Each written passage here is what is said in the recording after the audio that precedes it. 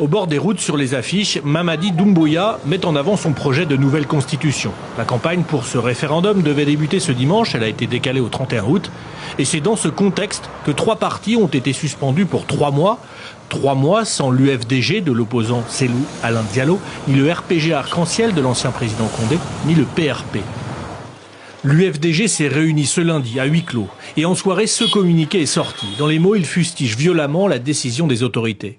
L'UFDG rejette cette décision illégale émanant d'un pouvoir illégitime, issu d'un coup d'État sanglant, un pouvoir maintenu par la violence aveugle et la force brutale. Quelles seront les conséquences de ces phrases? Il faudra attendre, mais selon les autorités, les partis n'auraient pas respecté les obligations de conformité lors de leur phase d'observation. Cette lettre leur a été adressée dans le week-end. Visée par le ministre de l'administration territoriale et de la décentralisation, elle précise que cette suspension durera jusqu'au 22 novembre. Chez cet analyste politique, il existe désormais un léger problème démocratique. Donc on a comme l'impression que cette décision a un lien direct avec la tenue du référendum prochain.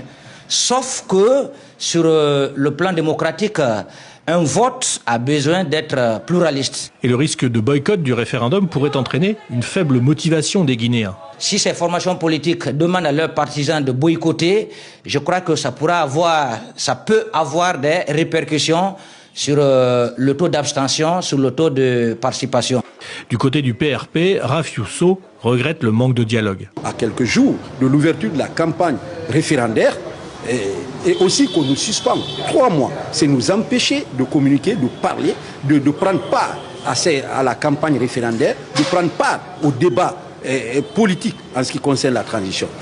Il est à noter que ces partis avaient appelé à des manifestations à partir du 5 septembre contre les autorités transitoires. Ils sont interdits désormais de toute activité.